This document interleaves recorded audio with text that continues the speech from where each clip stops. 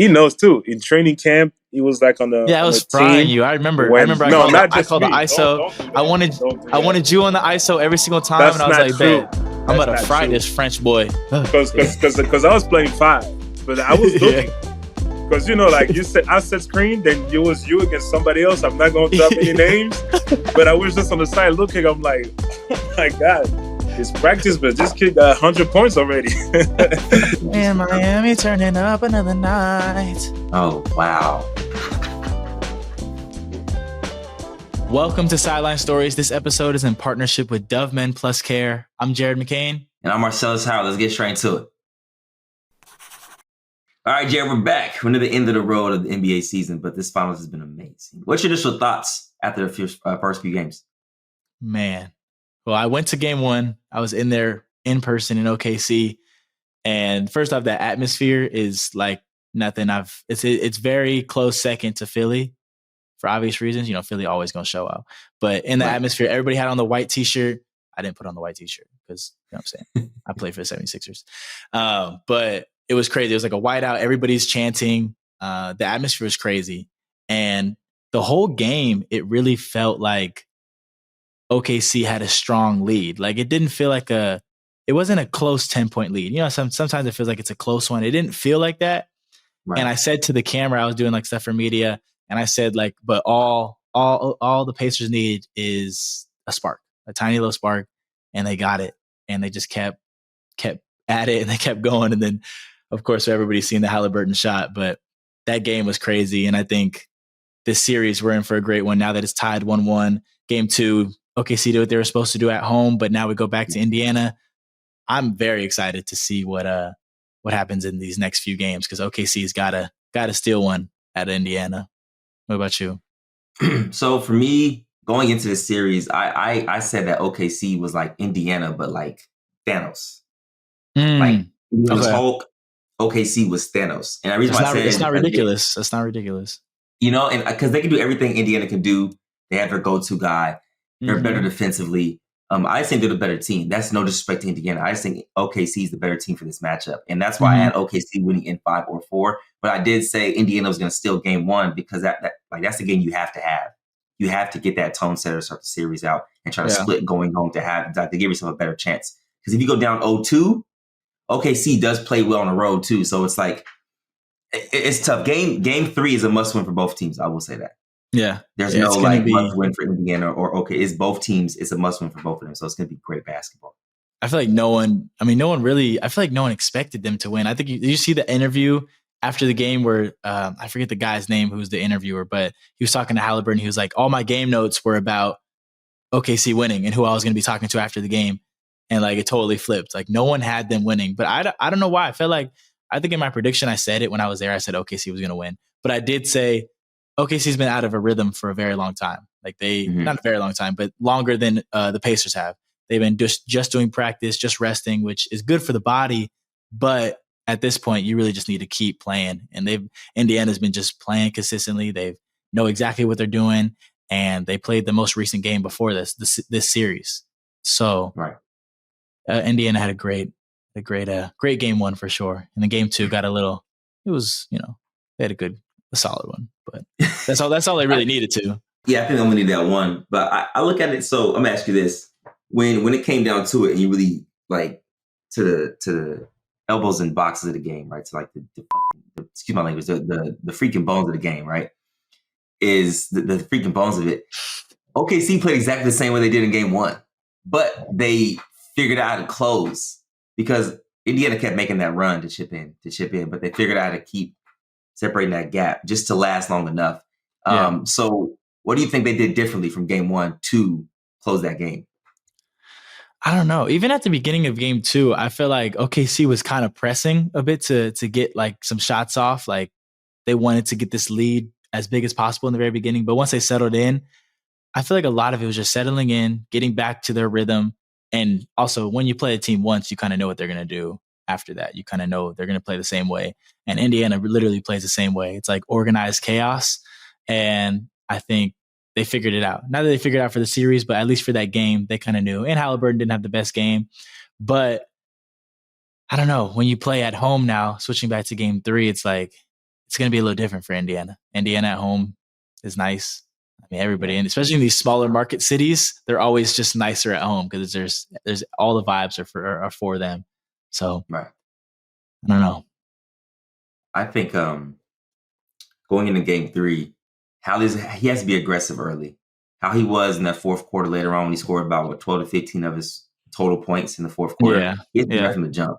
And the reason why I say it is the more pressure he puts on the defense, the more it opens up the game for everybody else even easier. But I think he's such a distributor, such a playmaker at heart that he tries to seek for everybody else without even getting his. I think he has to mix it up a little better. And I think he did a really good job at this. I believe it, not game 1. It was I think it was the last game when they played New York.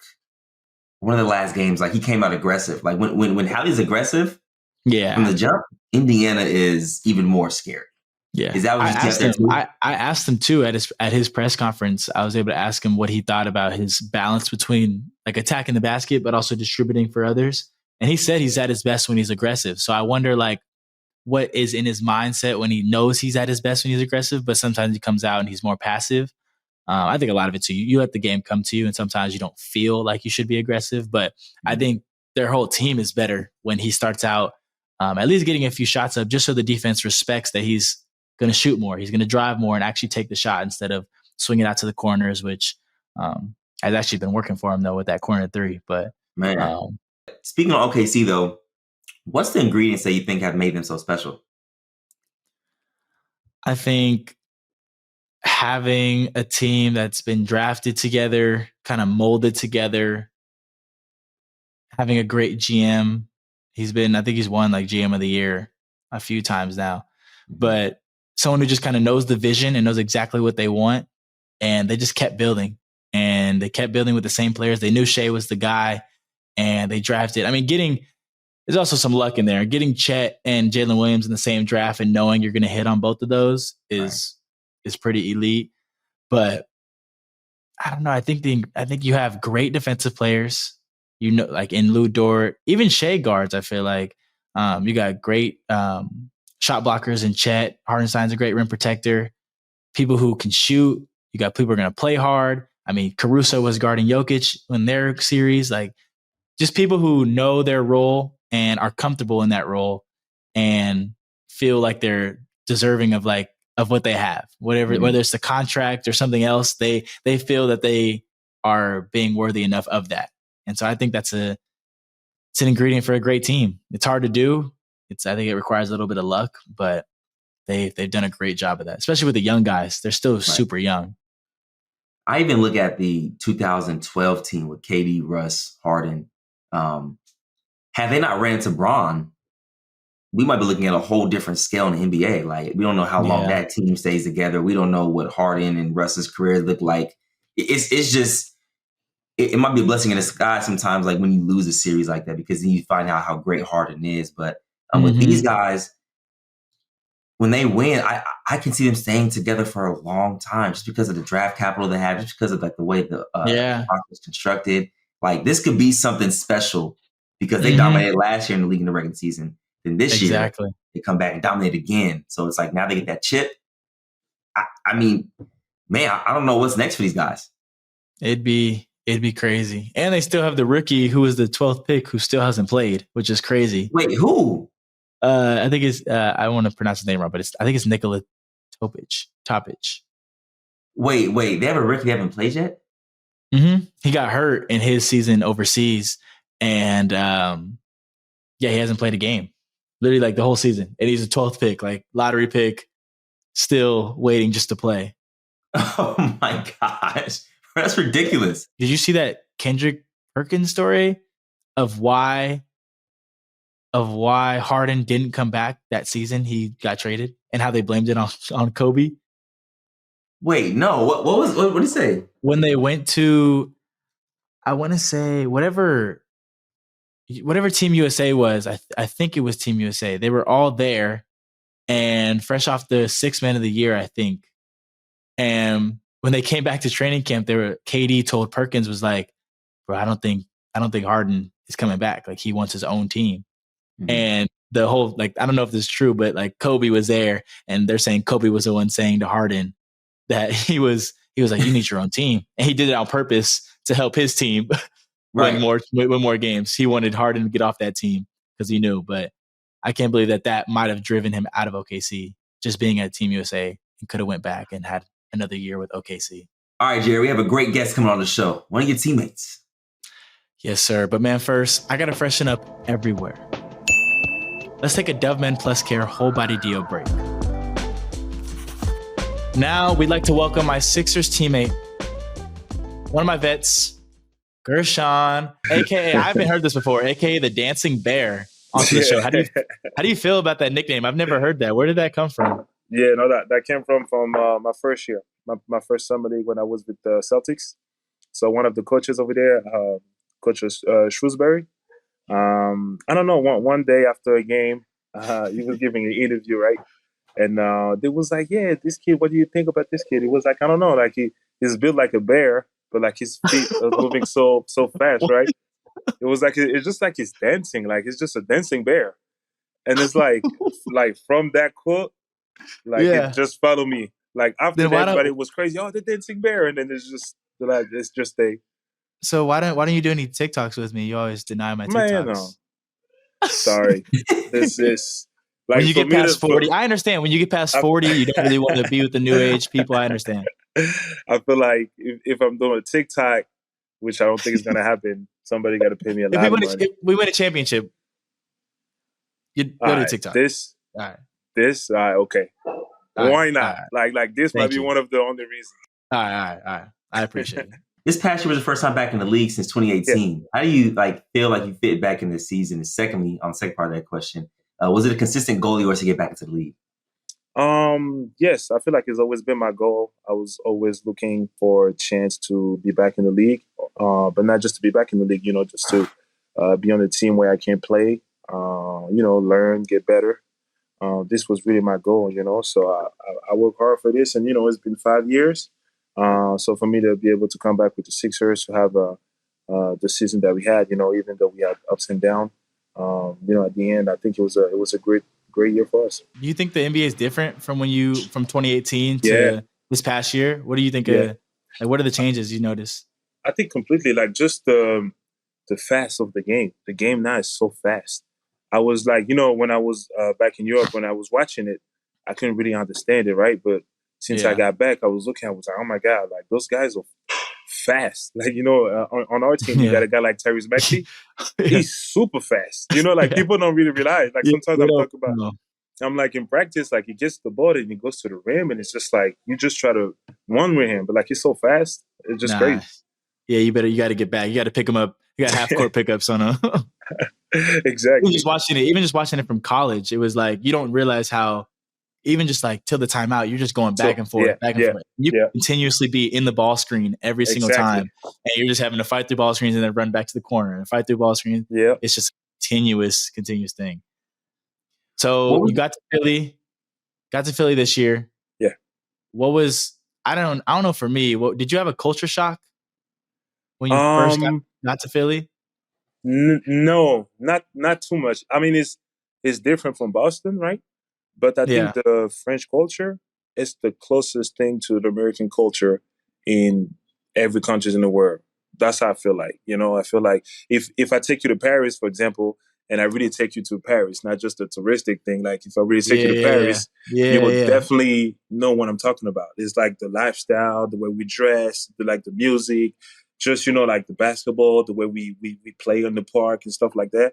I think for me, it's the closest thing to the NBA, in the United States. So for me coming up from France, I think it was pretty easy, and even like Boston or just Philly, people's always been nice with me, make sure I'm good. The family's good. So, for me, it was just really easy to get to it. Yes, sir. Philly's a very welcoming place. Yes, they are. Great fans too. Yes, sir. Yeah. What was your first impression of Jared on and off the court? It was crazy, but in a good way. In a good way, though. Let me explain. So at first, because I think in the media day a little bit, even before that. So I think before that, when we started training and I was looking at him a little bit, I was like, okay, this is the kid that got drafted. Of course, with social media, I was watching him like, doing the TikTok, all of this stuff. So I was like, interesting, I want to see, what he's going to be like. I don't want to just judge him just because I see him dance, So then we get to practice and then I'm like, oh my God, this kid can fucking really play. Sorry for cursing, but I'm saying like, like this kid can really play, And he knows too. In training camp, he was like on Yeah, I the was frying team. you. I remember. No, not I just called the me. ISO. Don't do I that. wanted Don't do I that. wanted you on the ISO every single time, and That's I was not like, true. "Bet I'm That's about to not fry true. this French boy." Because I was playing 5, but I was Yeah. looking. Because like you said, I set screen, then it was you against somebody else. I'm not going to drop any names, but I was just on the side looking. I'm like, oh my God, his practice, but this kid got 100 points already. It was crazy. The training camp in the Bahamas, I was like, oh, like he's ready to play. Like it's no like waiting and see and give him a couple minutes. The kid's ready. So I was really shocked, but in a good way. And then when the season started, obviously he was just killing it, catching his rhythm, getting better game after game. And, it was really unfortunate and I was really sad, that he was hurt for the end of the season. But, Jared is the guy that works hard, behind all of this interaction and stuff like that. He actually really worked hard and he wants to get better. So I really think next season is going to be a big, big season coming up for him.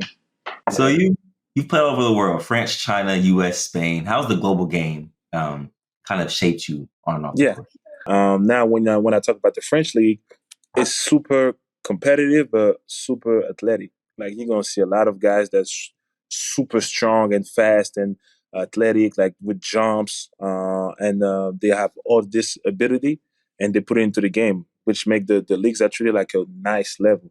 And then when you come to the NBA, for me, I think it's the best level in the world. You're gonna see some of the best players you ever seen touch a basketball.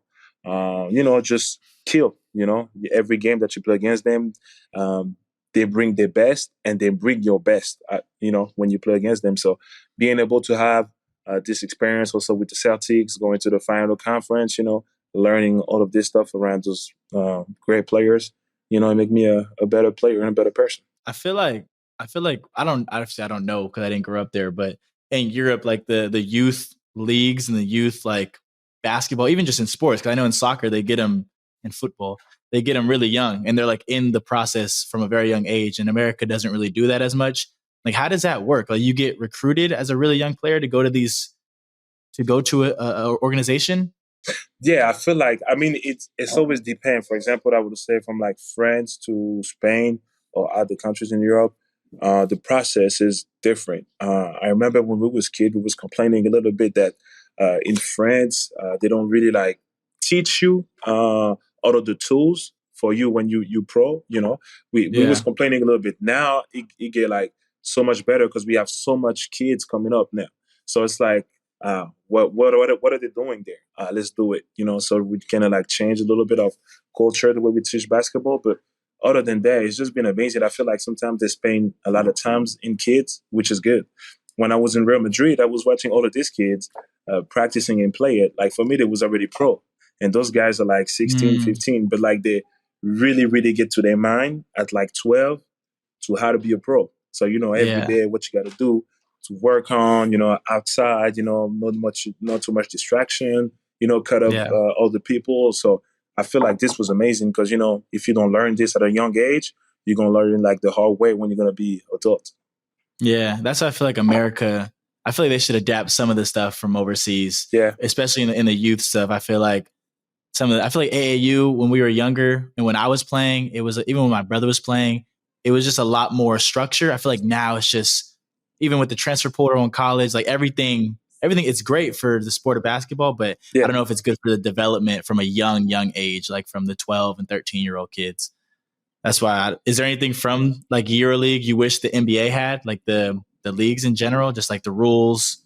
And I was thinking about like a couple of rules that for me that will make the game a little bit more fun. Like in Europe when the balls is like around the rim and you can click. Yeah. I'm like, with all these athletic guys that jump and stuff like that. Imagine if you had this in the league. That would be so hard to score, right? And I'm like, oh, that'll be fun to watch, so everybody can keep on defending and try to get to the rebound. I feel like this would be good. Also, I think the 3-second rules in defense, they got to take that out. And I know like they want to keep it so it's more like one-on-one, so the big fella don't have to stay in the paint. But at the same time, I feel like if the big guys stay here, then you're going to find something else, so you're going to be working out of just passing the ball maybe to find the solution in the corner because these guys are going to be open. So I feel like this is going to bring a little bit more plays and a little bit more like, thinking and not just play one-on-one and try to score every time. I remember when I played Team USA for the first time, and I forget who we were playing, but they hit the ball like when one of my shots and they hit it off the rim, and like we're supposed to look at the rule book and like practice it a little bit, but you just forget when you're playing. You forget, and I'm like, that's goaltending. That's a bucket, What's going on? And then we just kept playing. You just kept going. It didn't matter. That's amazing. Even in Spain, they had a new rules. If the ball goes out on your side of the court and you try to go on fast break to the other side, you can just grab the ball from the outside and just pass it quick. You don't have to pass it to the ref. Whoa. So that would be crazy. That's a crazy rules. I think you guys gotta like look it up. But it's like I remember, so they did it before I leave. So the last year before I left, they had this rule. So sometimes just because the rules is new, we forget it. So, like when the ball is out, everybody start talking, like doing this. The other team gets the ball quick and out of bounds, and then they go the other way. So I feel like, this would be like a fun rule just to keep playing. So that would be when you're on defense? So, So let's say I'm on defense, right? And then I'm on defense on Jared, and Jared turned over the ball, like it always happened. But anyway, so he turned over the ball to the side. So I can just grab the ball from the side and out of bounds it quick. Oh, that's fire. Wow. So I could just advance it right away. I don't have to pass it to the ref and wait for the ref to be able to play. So even if it's out of bounds or like on the side, I'm telling you, like like when you think about it like this, some people may be like, oh, I'm not sure. And some people will be like, for sure. But when you actually do it and watch it, like for the fast, like the pace of the game is like, okay, that's pretty cool. So, we got to talk about it. I think this was I thought it was AI at first, but obvious. You had a dunk on LeBron. Whatever. Capture the media's attention. Obviously, right. What does this rank in moments in basketball? That's really. I mean, I don't really believe it as much, but right. So I saw the video. Listen, it's like. Right now, if you don't even believe it, you got to see on Netflix now. It's on Netflix now, so it's like it is. You know what I'm saying? I did see it there. I actually did see it there. No, but like more seriously, like it was. I don't know. Like at the time, I couldn't really like understand and felt it because it was in the moment. Like for me, it was like, I don't confirm, but like, so what? Like we try to win the game. You got to be detached from the moment to really see what it's like. You know what I'm saying? Like it was like I don't have time to like do too much. And especially with Team USA, I don't want to like do too much and I wake up a demon and do something else and then we have to deal with something at the end of the game. I'd be like, shit, that was my fault, So I'm like, I'm trying to stay really like focused and stuff like that. But then, after really taking time, watching it again, get all of the emotion back and rethinking about it, I was like, this was just, it was just amazing, to be able to such an action in one of the biggest stage in my career, in my life, in front of the whole world, making the dunk, playing the good finals, playing a good tournament, and then being able to sign back to the NBA, to have a great year was like great people around me. I feel like was that right after? Did NBA teams start calling like right after, or they were already in the mix before? It was the media helped. It all helped. Definitely after the quarterfinals, it was a little bit tough. I remember it was one of the reporters from Boston back in the day. I saw him. So, I was just, talking because, I don't want to say I was feeling myself, but I was what I'm saying? Because it's like, I'm going to prove the whole world, like with the French national team. Because it's like before that, when we lost against Germany, before they go to quarterfinals, when they said we was going to play Canada, for everybody, it was over. It was no chance for us to win. And I'm talking about from people from the French Federation to like some of the guys on the team, not player. I don't want to drop anything, not player. And even for some of the fans, it was like, me, I watch everything. I go on Instagram, I watch the comments. Everybody's like, well, that was a good run. Like, it's over. So me, I'm like, no, it's not going to be like that. So after we won that game in Canada, I was like, what? Who's going to doubt us now? Like, what's going to happen? And then, of course, we get to play Germany. And I don't know if you follow the summer, but we like quite a like history with them, right?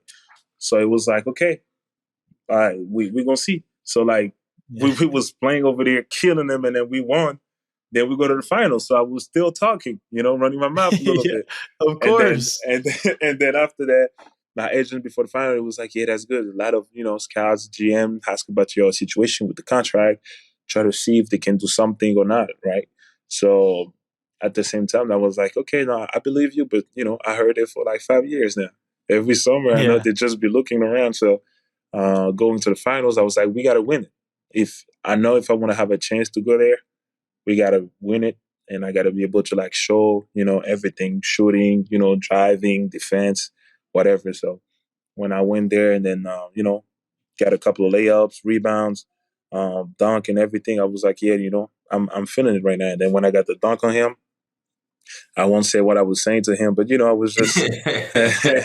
you was in the moment. You was in the moment. You was present. Yeah. But I feel like the best thing is like when I don't know if it was a couple action before that, if it was like maybe a quarter before that, I went to the layup and he blocked me bad. Like he was just waiting. I was like, oh, he crazy. And then I laid it up and then he blocked that so hard. So now I'm like, oh, shit. And then I turn around, go back on defense, and he was just talking. He was talking, right? So I was like, I was running and I was like, yeah, I'm not going to look back. But shit, I know what you say something, right? So when I got the dunk, I was like, oh, yeah. And like I knew it hurt them a little bit because like when I looked them bench, so I was puffed, I was looking like I looked to their bench. Like I was like, it's today. And then, they was looking like, I was like, yeah. And then I almost had a second dunk on Bron and Curry. Yeah. On that fast break again. And then I was like, ooh. I remember like everybody was in shock. Melo was in a court side looking at me. He was like, hey, yo, you killing it right now. I said, hell yeah, we go take this shit. I was just like in the moment. Talking. Of course, you got to. That's that competitive spirit. That's what brings the best out of both teams. Exactly. Like I never had conversation with Melo, but at the time it was like it was my home. I was like, we're having fun. So it was definitely a great moment. We was chop it up a little bit, obviously with KD too and all of this guy. But it was a great moment in my career to be around all of this great player and all of this legend that it's not going to be able to be in a national team and we will not be able to keep compete against them. But just to share that last score with them, especially in the finals, with all of these people around in my hometown, my family was there, my friends. It was just a feeling that I will probably never be able to feel something like that because it was home, and it's not going to be another Olympic in Paris for 100 years, maybe. So to be able to be part of this, to an amazing dunk. I think one of the best action in the tournament, and be able to go back to the league and do all of this. It was just amazing. Sometimes I take a look back and I'm like, man, I'm just blessed. I'm glad. Thank God for everything that happened in my life. Always.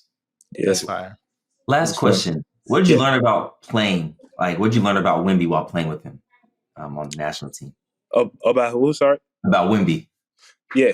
Oh, man, this guy. First of all, this guy is so...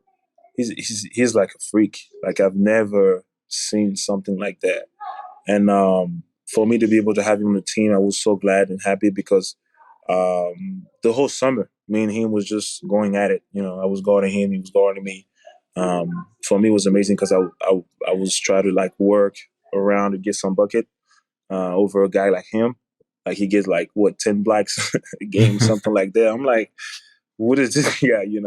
I remember one time Evan Fournier like went to the rim, bumped him. So Victor bumped, and then he turned around. So Victor back was looking Evan, right? So Evan looking is like, oh yeah, he's getting to the floor. Victor just jumped without even looking the ball. he jumped and caught the ball in the air and grabbed it. I think it's the most ridiculous action I've seen in my life. I couldn't believe. You know what, Jerry? I think the French page of national team posted.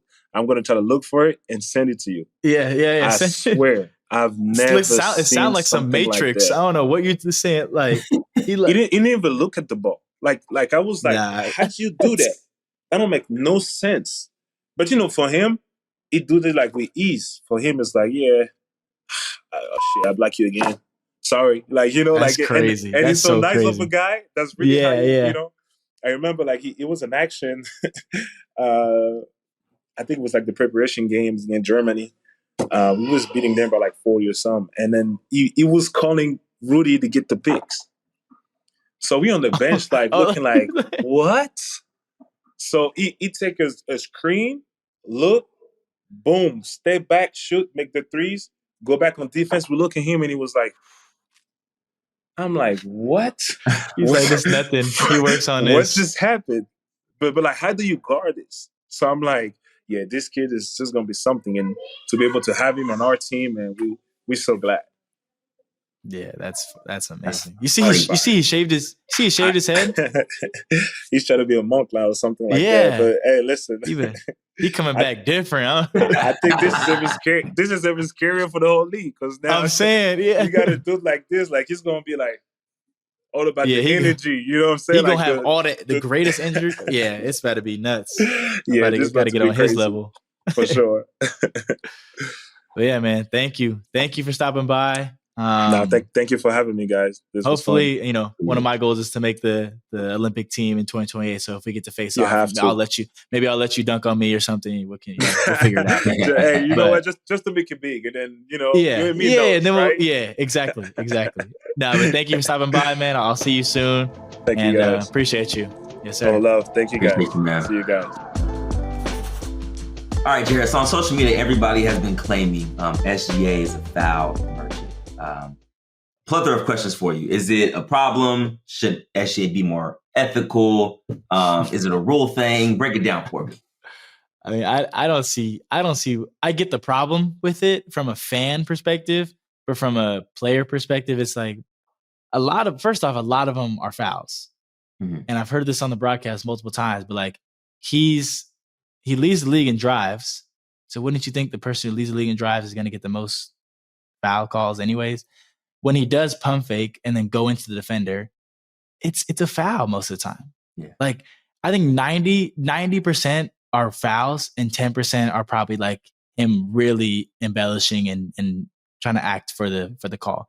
But like that's what you should do if you feel it's a foul. It's smart. It's just not a loophole in the game, but almost a loophole in the game. I feel like once you figure out how players are gonna jump and you jump into them to get the foul, I think it's smart. I mean, I'm trying to learn too from Brunson, Shai. I'm trying. You have to also be a superstar to get those calls. I do feel, but you got to start somewhere. So maybe you see me next year, and I'm like, and get the hair flopping, like just... my hair is gonna be falling everywhere. Yeah, exactly. Yeah. So that's a good point you made because I see it like this: if Jared drives 200 times, I drive 20 times. I get 4 whistles. You get 40 whistles. No, I said 200. Yeah, you get 40 whistles. I get 4 whistles. We have the same exact whistle. It's just you drove. Exactly. So that's what people aren't understand. People are not understanding that. And I saw a stat. I could be wrong on this. Could be completely wrong. I just saw a stat. Maybe it was on Twitter, some random. But it was like MVP years of like Kobe, I think Harden, I think Russ, and someone else. Bron. They attempted more free throws than Shai. And maybe you say that it's because of the foul baiting, like the actual, like the baiting of the foul. And like LeBron was probably getting just fouled just because he's LeBron. Yeah. But it's the same thing. Like it was like 8.8 free throw attempts a game and like Kobe. And then we're getting like 9 and 10 a game. And it's like, he's driving way more than them and getting less free throw attempts. So I don't see a problem with it. I'm trying to learn it. So I don't see no problem with it. If the refs are going to call a foul, it's a foul. You go to free throw line, you knock down your 2 free throws, add to your point total. Boom. Yeah. And it's a way to slow down the game too. Like slow the game down. Exactly. You need a rest. Yes. See the ball go through the hoop. Yes. It's definitely elite. I love that. I'm trying to get that. I like the mid range, just the 2-foot bump, step back, like how Shai does. And then, trying to get that with the pump fake, lean into him, get the N1. That's what I'm trying to add as well. So he might foul bait, but I can't name one other superstar where they foul bait and they don't get the call. They complain. He doesn't complain at all. He gets right back on defense. He does get right back on defense. Is there something that you would steal from his bag?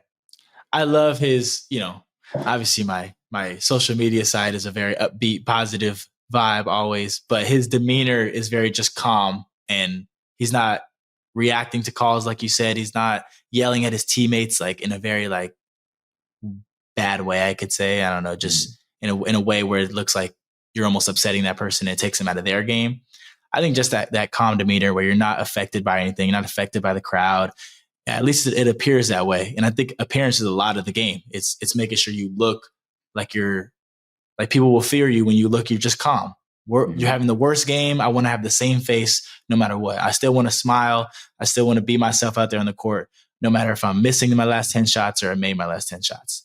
I never wanted to look like he's having a bad game just based off his face or his demeanor. He's crying to the refs. Like I never want to have that narrative to myself. So I think that calm demeanor he has is something I always have admired and think is pretty cool. Thank you for tuning in to this episode of Sideline Stories. We'll be back to talk about the draft and potential offseason trades on the next episode.